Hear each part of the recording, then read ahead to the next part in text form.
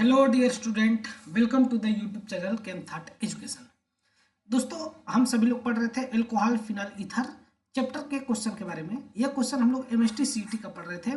तो आज हम लोग 141 नंबर क्वेश्चन से देखते हैं।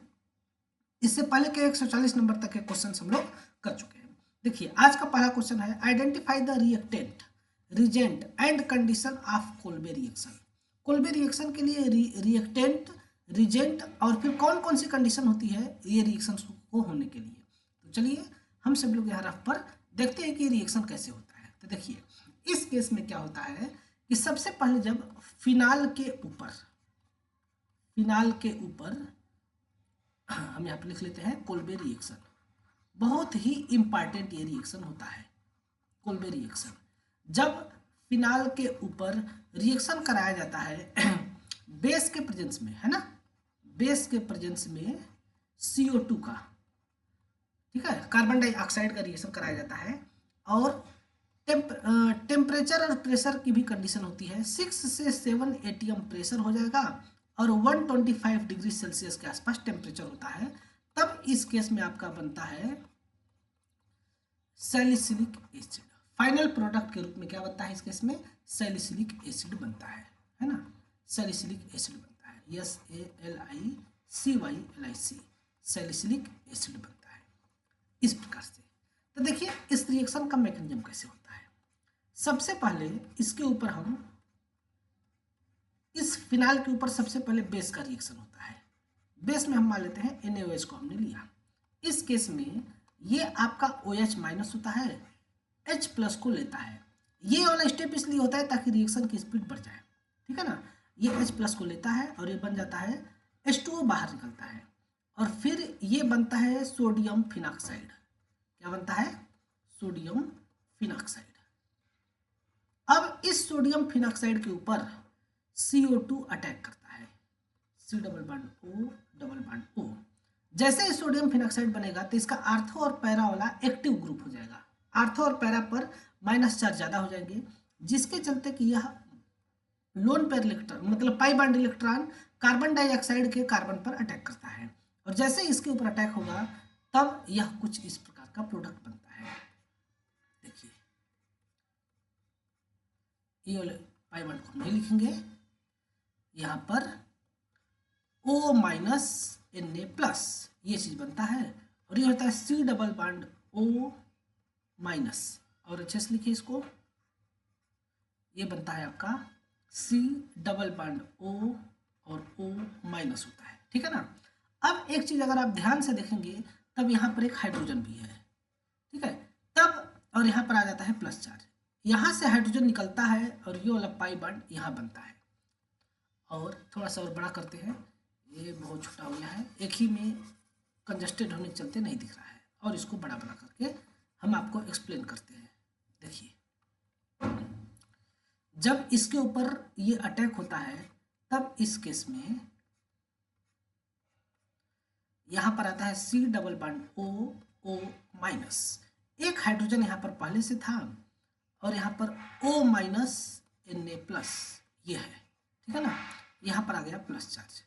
अब जैसे ही प्लस चार्ज आ जाएगा तब H प्लस यहाँ से बाहर निकलेगा और इसके बाद ये वाला बॉन्ड यहाँ जाएगा, ठीक है।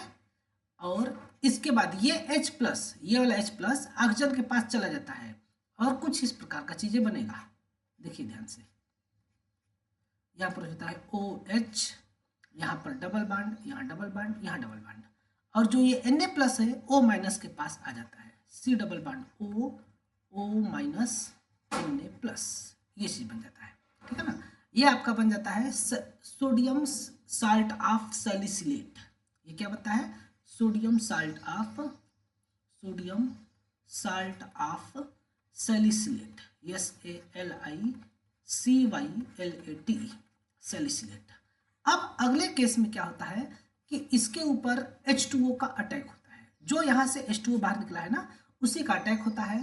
तब यहाँ से H प्लस, H2O में से H प्लस अटैक होता है O माइनस के पास और Na प्लस बाहर निकल जाता है। Na प्लस क्या होता है इस केस में? बाहर निकल जाता है। NaOH यहाँ से बाहर निकलेगा और ये आपका बन जाएगा क्या?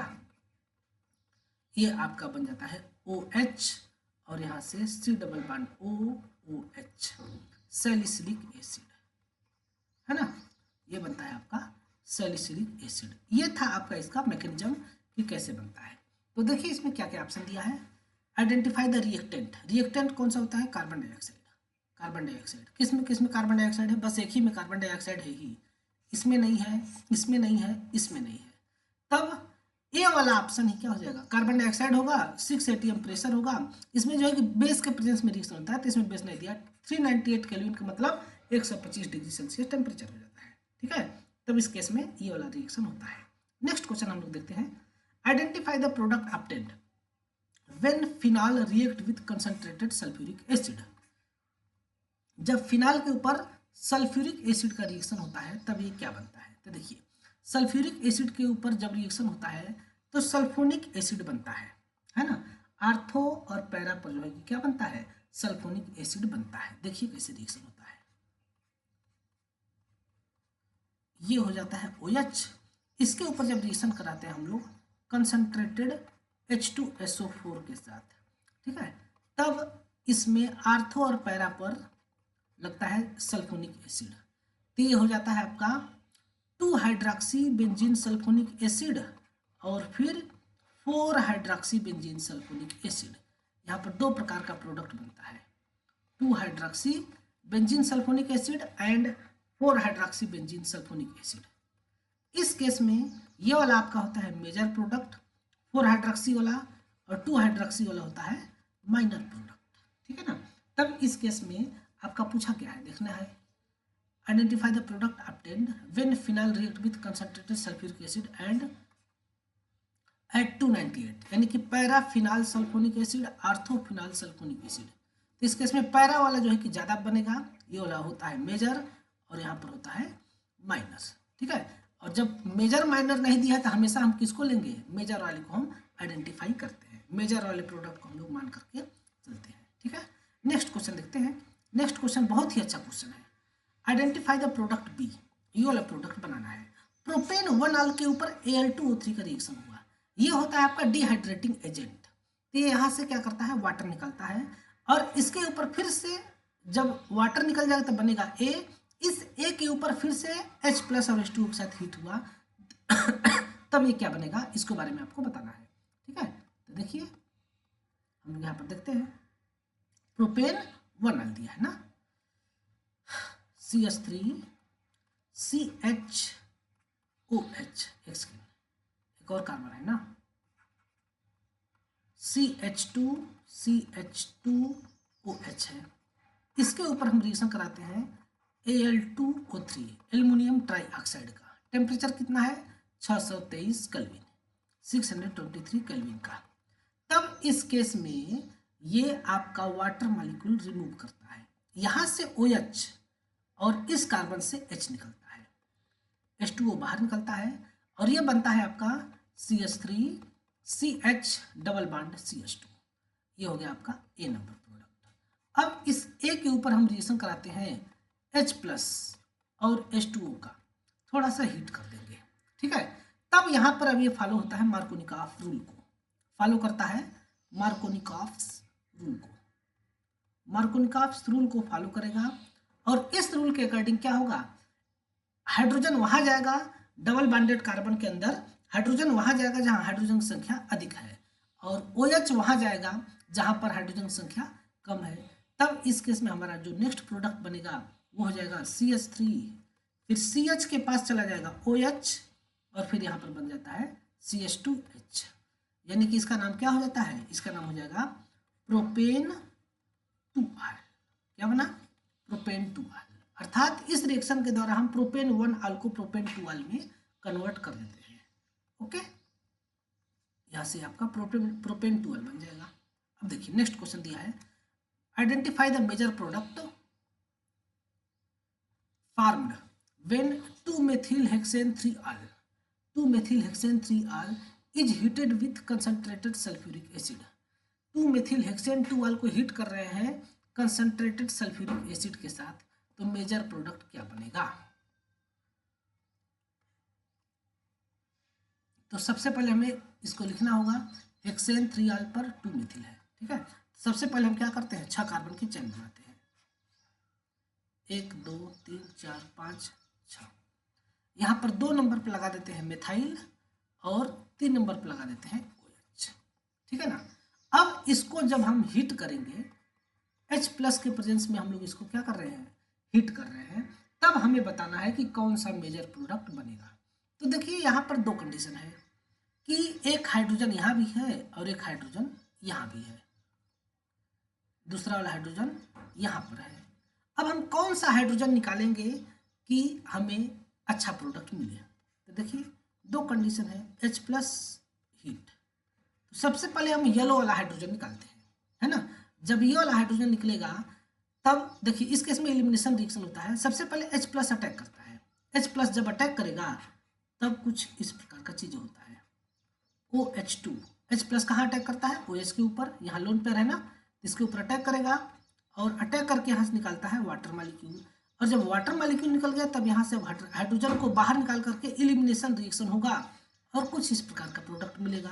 ठीक है, H2O बाहर हो जाएगा, H प्लस जिस रूप में आया था उस रूप में बाहर हो जाएगा और ये आपका जो है कुछ इस ज़्यादा हो गया, एक सेकेंड,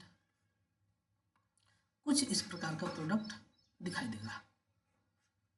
ठीक है, यहाँ पर हो जाएगा आपका ये और ये हो जाएगा डबल बॉन्ड। ठीक है ना। इस प्रकार के प्रोडक्ट में अगर आप लोग देखेंगे तब ये वाला ज़्यादा स्टेबल होगा, क्योंकि यहाँ पर क्या है कि इस केस में तीन अल्फा हाइड्रोजन यहाँ, 3 अल्फा हाइड्रोजन यहाँ और यहाँ पर आपके 2 अल्फा हाइड्रोजन है, यानी कि इस केस में आपको 7 अल्फा हाइड्रोजन मिलता है। और जितना ज़्यादा अल्फा हाइड्रोजन मिलेगा उसका हाइपर कंजुगेटिव प्रोडक्ट उतना ही ज़्यादा बनेगा। ठीक है ना, हाइपर कंजुगेशन वाला स्ट्रक्चर उतना ही ज़्यादा बनता है। इस केस में ये वाला ज़्यादा स्टेबल होगा इन कंपेरिजन टू दिस। अब इसमें हम करते हैं, इस केस में भी हम वही करेंगे, यहाँ से निकलेगा OH और यहाँ से निकलेगा H। तब इस केस में देखिए क्या बनता है, इस केस में यहाँ पर लगा देंगे हम CH3, यहाँ पर हो जाएगा डबल बॉन्ड। अब जैसे ही हमने डबल बॉन्ड यहाँ किया तब यहाँ पर देखिए एक ही अल्फा हाइड्रोजन है और यहाँ पर 2 अल्फा हाइड्रोजन है। इसके चलते यहाँ पर कितने अल्फा हाइड्रोजन हो गए, 3। और जब 3 अल्फा हाइड्रोजन है तो हाइपर कंजुगेटिव स्ट्रक्चर भी कितने बनेंगे, 3 ही बनेंगे, है ना। तब एक तरफ 7 हाइपर कंजुगेटिव स्ट्रक्चर और एक तरफ 3, तो 7 वाला ज़्यादा स्टेबल हो जाएगा, है ना। तब इस केस में अब इस प्रोडक्ट कौन सा प्रोडक्ट बनेगा, तभी वाला आपका प्रोडक्ट स्पेशल मतलब यहाँ पर अलग से बना करके दिखा देते हैं, यहाँ पर ये और ये डबल बॉन्ड ये। ठीक है, नंबरिंग करेंगे तो 1 2 3 4 5 6, 2 मेथाइल हेक्स 2 इन, 2 मेथिल हेक्स 2 इन बनेगा। कहाँ पर है, ये ए वाला है ना, 1 2 3 4 5 6। आ गया समझ में। अब हम लोग नेक्स्ट क्वेश्चन देखते हैं। देखिए यही वाला क्वेश्चन फिर से पूछ दिया, 143 वाला क्वेश्चन फिर से आ गया है 144 पर। तभी वाला हम फिर से नहीं देखेंगे। प्रोपेन 1 आल के ऊपर Al2O3 के साथ रिएक्शन होगा तो पहले बनेगा एल्कीन, फिर इसके ऊपर एसिडिक हाइड्रोलिसिस हो जाएगा तो बन जाएगा प्रोपेन 2 आल। नेक्स्ट क्वेश्चन देखते हैं, which are the following compound has highest melting point, किसकी मेल्टिंग पॉइंट ज़्यादा होगा, है ना। तो देखते हैं इसके बारे में। सबसे पहले चारों का स्ट्रक्चर बनाते हैं, फिनाल, पैरानाइट्रोफिनाल, पैराक्रिसाल और आर्थोनाइट्रोफिनाल। इसमें से हमको बताना है कि किसकी जो है कि मेल्टिंग पॉइंट ज़्यादा होगी। ठीक है, 146 नंबर क्वेश्चन है। देखिए सबसे पहले बनाते हैं हम लोग फिनाल का स्ट्रक्चर।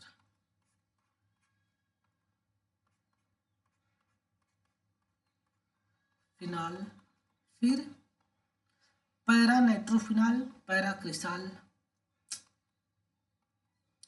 पैरा पर नाइट्रोफिनाल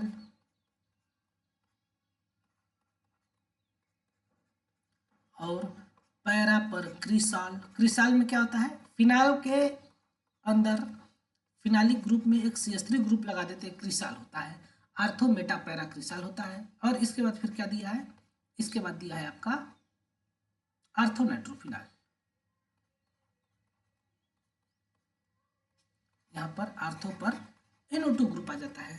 तब इन सभी में हमको क्या करना है, हमको बताना है किसकी मेल्टिंग पॉइंट ज़्यादा होगा। तब देखिए इस केस में क्या होता है ना कि जो पैरा नाइट्रोफिनाल है इसकी मेल्टिंग पॉइंट सबसे ज़्यादा होगी। ऐसा इसलिए क्योंकि यह एक पहली बात कि ये आपका चैन फॉर्म में है ना, मतलब कि एक लीनियर फॉर्म में आपको दिखाई दे रहा होगा। इसके साथ साथ इसकी ईएन वैल्यू बहुत ज़्यादा है, ईएन वैल्यू भी बहुत ज़्यादा है, माइनस आई इफेक्ट भी बहुत ज़्यादा है और माइनस एम इफेक्ट भी बहुत ज़्यादा है, जिसके चलते कि इसकी मेल्टिंग पॉइंट और बॉइलिंग पॉइंट दोनों ही बहुत ज़्यादा होगी बाकी सबके कंपेयर में, है ना। तब इस केस में कौन सा हो जाएगा आपका पैरा नाइट्रोफिनॉल हो जाता है। ठीक है, अब next question, when a mixture of vapours of phenol and hydrogen is pass to the nickel catalyst at 433 kelvin the product obtained is cyclohexanol. इसको हम लोग एक बार देख चुके हैं, फिर से देखते हैं। जब फिनाल के वेपर को हाइड्रोजन गैस के प्रेजेंस में रिएक्शन कराते हैं निकल कैटलिस्ट पर, हाइड्रोजन गैस के साथ रिएक्शन कराते हैं निकल कैटलिस्ट के प्रेजेंस में 433 केल्विन टेम्परेचर के ऊपर, तब हर एक पाई बॉन्ड ब्रेक हो जाता है और ये आपका बनता है साइक्लोहेक्सेनॉल। क्या बनेगा? साइक्लोहेक्सेनॉल। बहुत ही अच्छा प्रोडक्ट है। ठीक है, हर एक कार्बन को रिड्यूस कर देता है। इन जनरली बेंजीन के कार्बन को कोई रिड्यूस नहीं कर पाता है, लेकिन इस केस में आपका जो है कि फिनाल यानी कि बेंजीन का भी कार्बन रिड्यूस हो जाता है। किसके कारण से? निकिल और हाइड्रोजन गैस के कारण से। अब नेक्स्ट क्वेश्चन दिया गया है, identify the product A in the following reaction. Phenol के ऊपर कंसंट्रेटेड नाइट्रिक एसिड का रिएक्शन करा जाता है कंसंट्रेटेड सल्फ्यूरिक एसिड के प्रेजेंस में, तब ये क्या बनेगा? तब ये बनता है 2,4,6 ट्राई नाइट्रोफिनाल। इसको हम लोग पुराने रिएक्शंस में देख चुके हैं, लेकिन फिर भी एक बार हम लोग देख लेते हैं। ठीक है ना, जब फिनाल के ऊपर रिएक्शन होता है कंसंट्रेटेड नाइट्रिक एसिड और इसके साथ साथ कंसंट्रेटेड सल्फ्यूरिक एसिड के साथ, तब इस केस में ये आपका बनता है 2,4,6 ट्राई नाइट्रोफिनाल। अगर डाइल्यूट नाइट्रिक एसिड होता तब इस केस में कुछ और बनता है ना, लेकिन यहाँ पर क्या है? कंसंट्रेटेड है, कंसंट्रेटेड फॉर्म में होगा तब ये बनता है 2,4,6 ट्राई नाइट्रोफिनाल, जिसका कि एक और नाम क्या है? इसका एक और नाम है पिक्रिक एसिड। क्या नाम है? Picric acid. कितना गंदा लिख रहा हूँ मैं, पिक्रिक एसिड इसका नाम हो जाएगा। आ गया समझ में? तो इसका ऑप्शन क्या हो जाएगा? 2,4,6 ट्राइनाइट्रोफिनाल। नेक्स्ट क्वेश्चन देखते हैं, आइडेंटिफाई द बी नाम का प्रोडक्ट है, उसको बनाना है। पहले ए बनेगा, फिर इसके बाद इसके ऊपर बी बनेगा। तो देखिए, सबसे पहले कार्बोक्सिलिक एसिड के ऊपर एल्कोहल का रिएक्शन होता है तो ये एस्टर बनता है। सबसे पहले हम लोग एस्टर बनाते हैं, CH3 C double bond O और CH2 CH3, ये हो गया आपका ए नंबर प्रोडक्ट, ये आपका ए है। अब इसके ऊपर रिएक्शन कराते हैं निकिल का, हाइड्रोजन का निकिल और पैलेडियम कैटलिस्ट के ऊपर, है ना। तो जब इसके साथ रिएक्शन होगा तब इस केस में क्या होता है कि इस केस में आपका सारा चीज जो है कि मतलब कि रिड्यूस हो जाता है। यहाँ से वाला बॉन्ड ब्रेक होता है और ये अलग से रिड्यूस होगा, ये अलग से रिड्यूस होगा, और रिड्यूस होने के बाद ये बन जाता है तुम्हारा CH3। ये वाला पहले हम ये वाला कार्बन लिख रहे हैं, ठीक है ना, पहले हम इसको दिखा रहे हैं। ये वाला जो कार्बन है CH3 और यहाँ पर ये हो जाता है CH2OH, ये चीज। अब हम इधर वाला लिखते हैं, इधर का ये वाला बनता है CH3 CH2, तो पहले से है O के साथ OH लग जाता है, यानी कि क्या बन जाता है? एथेनॉल बन जाता है। ठीक है, यानी कार्बोक्सिलिक एसिड को हमने एथेनॉल में कन्वर्ट कर दिया इस मेथड के द्वारा। ठीक, अब next question, which are the following alcohol has lowest boiling point. किसकी बॉइलिंग पॉइंट सबसे कम होगा? तो इस केस में आपका जितना ज़्यादा ब्रांचिंग होता चला जाता है, अगर आपका ब्रांचिंग बढ़ेगा, अगर आपका ब्रांचिंग बढ़ेगा, उस केस में उसकी बॉइलिंग पॉइंट लो होती चली जाती है। तब इस केस में देखिए, secondary butyl, isobutyl, normal butyl, tertiary butyl. Tertiary butyl में सबसे ज़्यादा ब्रांचिंग होता है, जिसके चलते कि इसकी बॉइलिंग पॉइंट सबसे लो हो जाएगी। इसकी बॉइलिंग पॉइंट क्या होगा? सबसे ज़्यादा लो हो जाता है। नेक्स्ट क्वेश्चन देखते हैं हम लोग, cumene on air oxidation in presence of cobalt naphthenate farms.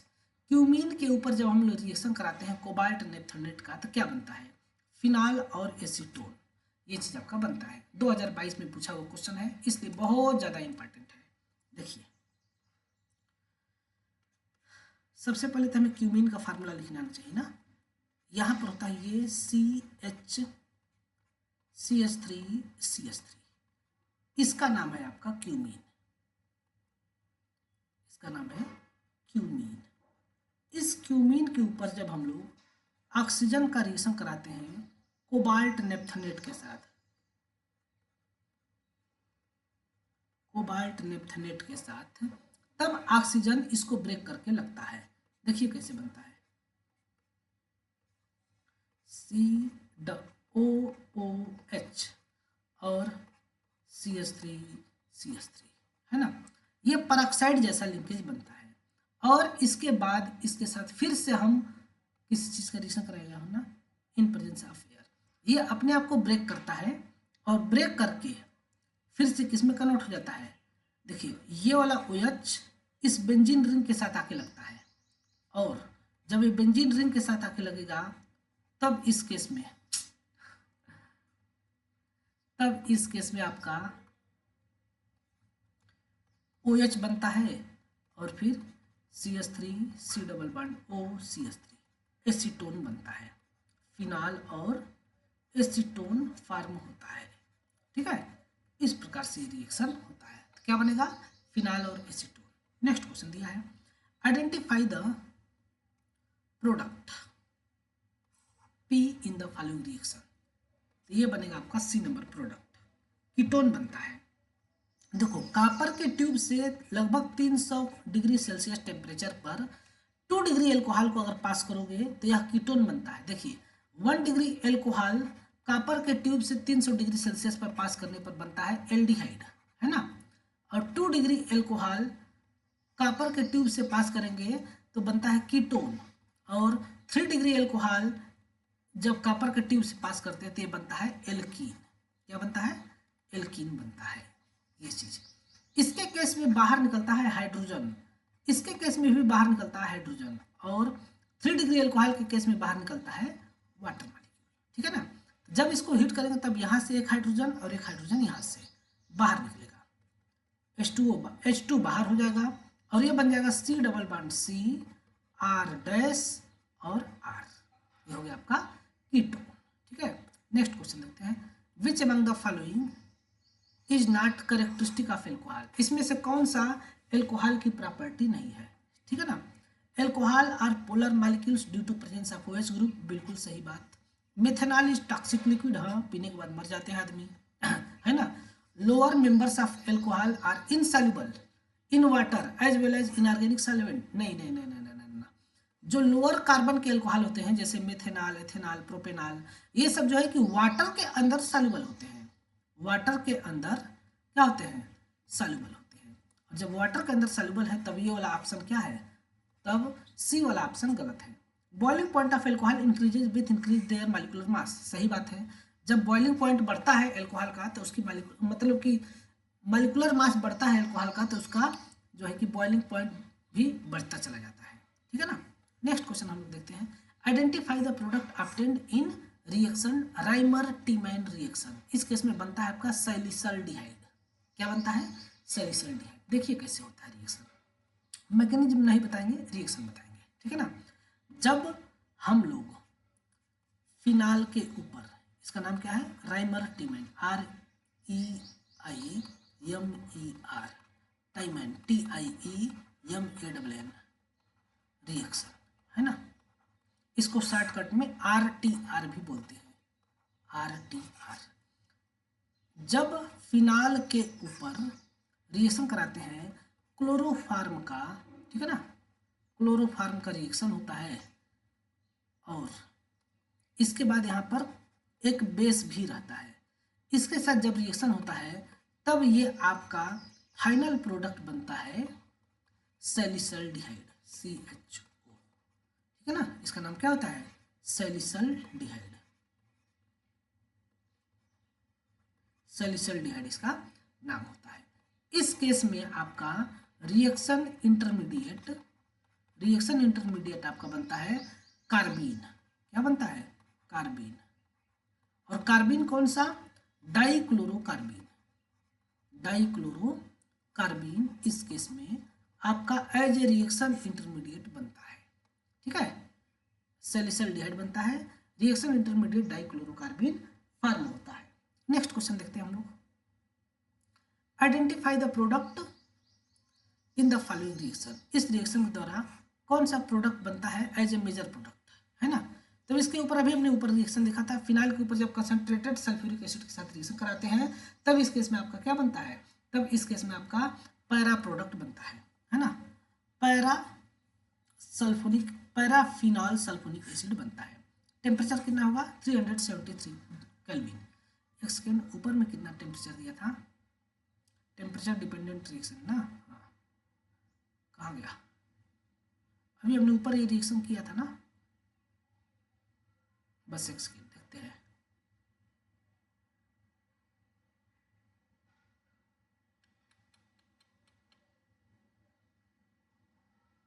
कहाँ गया, आज ही हमने किया था भाई, हमको दिख क्यों नहीं रहा है। ये रहा ना, ये तो आपका 2,4,6 ट्राइनाइट्रोल है।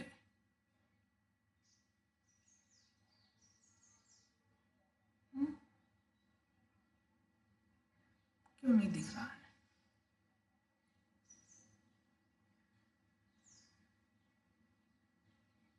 चलिए नहीं दिख रहा है, कोई दिक्कत नहीं है।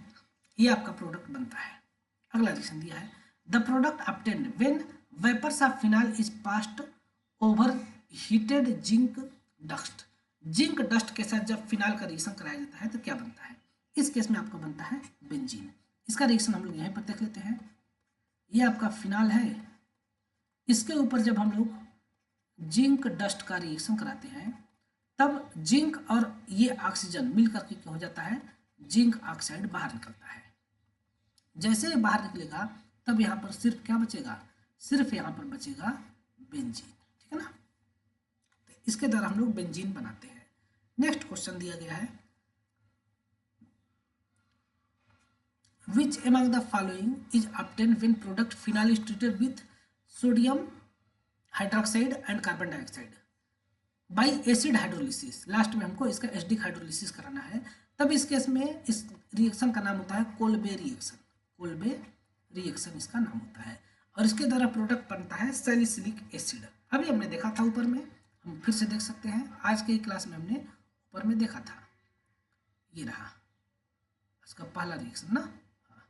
इस केस में जब फिनाइल के ऊपर बेस का रिएक्शन कराते हैं सोडियम हाइड्रोक्साइड और कार्बन डाइऑक्साइड का यहाँ पर, तब इस केस में 6 से 7 एटीएम प्रेशर और 125 डिग्री सेल्सियस टेम्परेचर लेते हैं तो सैलिसिलिक एसिड बनता है। ओके, तब इसका ऑप्शन क्या हो जाएगा, सैलिसिलिक एसिड हो जाएगा। एक ही क्वेश्चन को दोबारा पूछा है तो हम लोग ज़्यादा टाइम नहीं लेते हुए इसका हमने डायरेक्ट कर दिया। Which among the following gas has highest melting point. किस गैस का इसमें हाईएस्ट मेल्टिंग पॉइंट होगा, तो ये क्वेश्चन फिर से ऊपर का रिपीट किया हुआ है, पैरा नाइट्रोफिनॉल का मेल्टिंग पॉइंट सबसे ज़्यादा होता है। ठीक है ना, नेक्स्ट क्वेश्चन हम लोग देखते हैं, which among the following is not a property of alcohol. Alcohol की प्रॉपर्टी कौन सी नहीं है, मेथेनॉल इज टॉक्सिक, हाँ सही है। These are non polar molecules, नहीं ये पोलर मॉलिक्यूल्स होते हैं।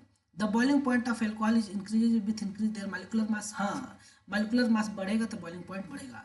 Dihydric alcohol containing 2 OH group, हाँ जब 2 OH ग्रुप हो जाए ना तब इस केस को हम लोग क्या बोलते हैं, डाइहाइड्रिक एल्कोहल बोलते हैं। ठीक है, तो ये भी बात सही है। ये वाला बी वाला ऑप्शन इसका गलत हो जाएगा कि ये जो है कि नॉन पोलर मॉलिक्यूल है, ये आपका पोलर मॉलिक्यूल है। ठीक है, next question, find the false statement about phenyls. Phenyl containing only 1 OH group, हाँ बात सही है। Phenyl undergo electrophilic substitution reaction, हाँ ये भी बात सही है।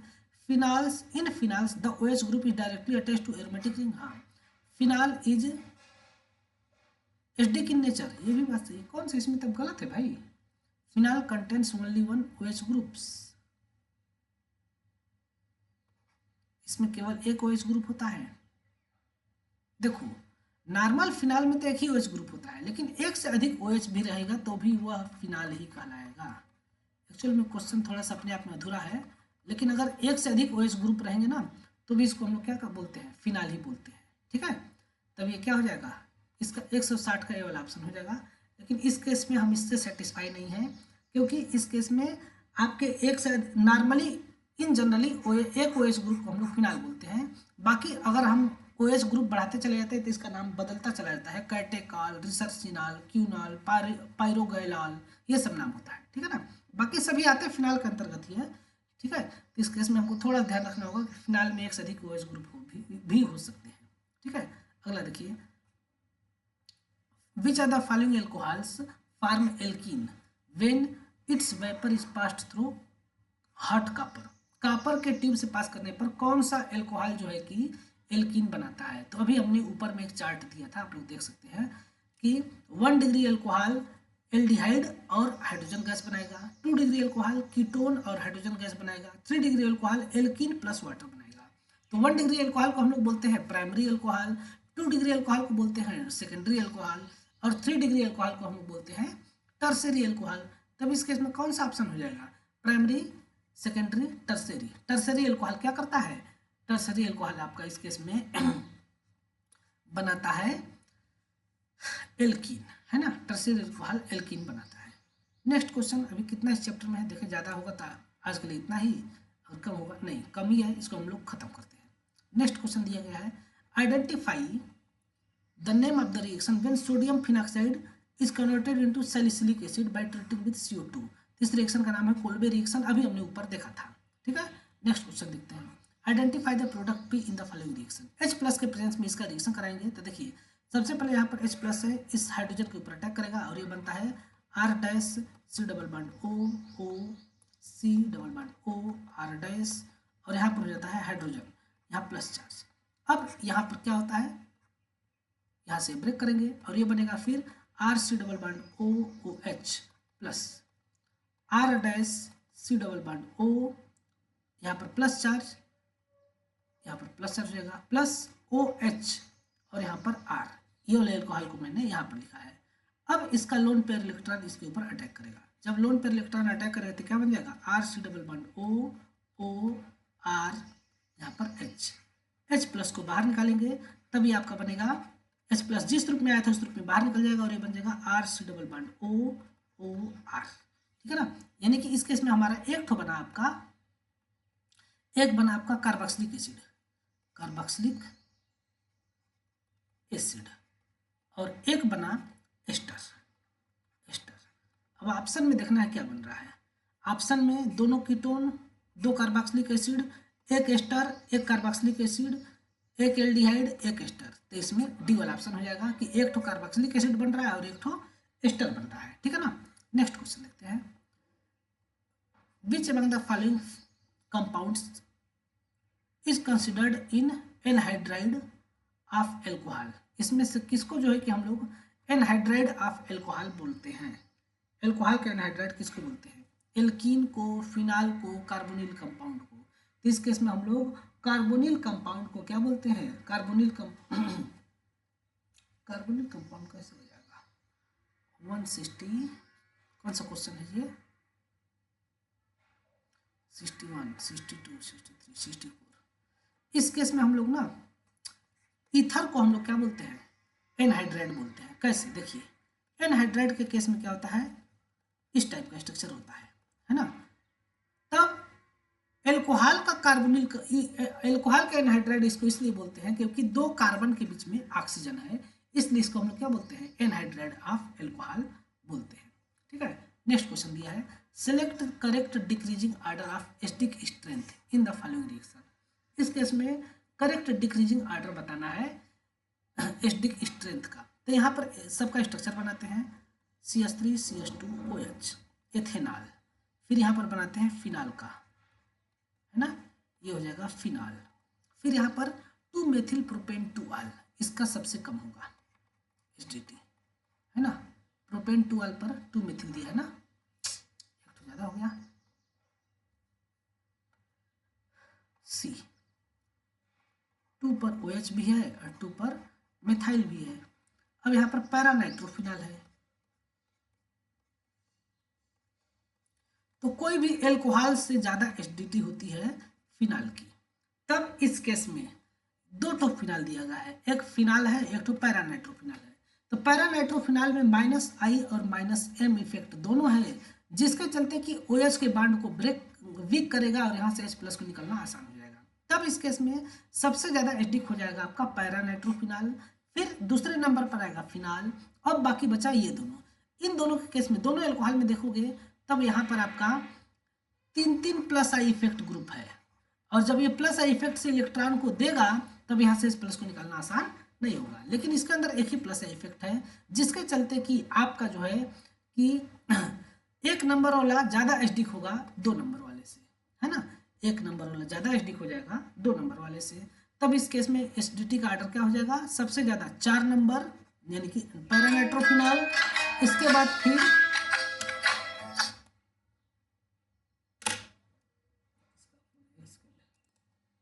सबसे ज़्यादा यहाँ पर एसिडिटी हो जाएगा पैरा नाइट्रोफिनॉल का यानी कि 4 नंबर, फिर फिनाल का, है ना, फिर इसके बाद आएगा फिनाल का यानी कि 3 नंबर, और इसके बाद फिर आएगा एथेनॉल का यानी कि 1 नंबर, और लास्ट में आएगा 2-मेथिल प्रोपेन 2 वाला यानी कि 2 नंबर। यानी कि इस केस में एसिडिटी का ऑर्डर क्या हो जाएगा, बी वाला सबसे ज़्यादा हो जाएगा, बी वाला एसिडिटी का करेक्ट ऑर्डर होगा।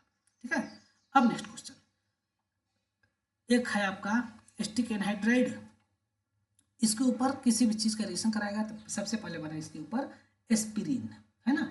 इसके ऊपर क्या बना आपका एस्पिरिन बना, फिर इसके ऊपर बना एसिटिक एसिड। तो कौन सा आपका कंपाउंड होगा इस केस में, ठीक है। तो किसके साथ ऐसा रिएक्शंस होता है, तो सबसे पहले हमें एस्पिरिन का फार्मूला याद होना चाहिए कि एस्पिरिन का फार्मूला क्या होता है। ये क्वेश्चन थोड़ा सा याद करने वाला है, हम इसको नेक्स्ट पेज पर बनाते हैं।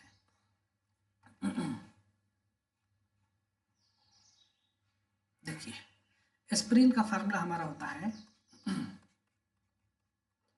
C डबल बॉन्ड OH और यहाँ पर OC डबल बॉन्ड OCH3, इस टाइप की चीज़ें होती है। तो यहाँ पर बोल क्या रहा है, फिर देखते हैं। एक कंपाउंड है A, इसके ऊपर एसिटिक एनहाइड्राइड के साथ रिएक्शन हुआ तो बना ये आपका एस्पिरिन और एसिटिक एसिड। तो हमें पहले इस हिसाब से बनाना होगा। कंपाउंड है A, इसके ऊपर रिएक्शन होगा CH3, C double bond O, C double bond O, CH3, ठीक है।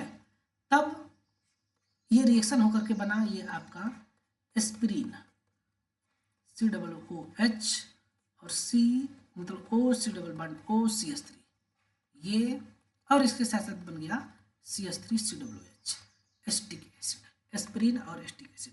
तब इस केस में ए वाला क्या रहा होगा, तब इस केस में ए वाला जो है ना कि सैलिसिलिक एसिड रहेगा। देखिए कैसे सैलिसिलिक एसिड होगा, क्योंकि जब सैलिसिलिक एसिड इस केस में रिएक्शन करता है तब वो जो है कि एस्पिरिन बना लेगा। देखिए कैसे, फिर से बनाते हैं।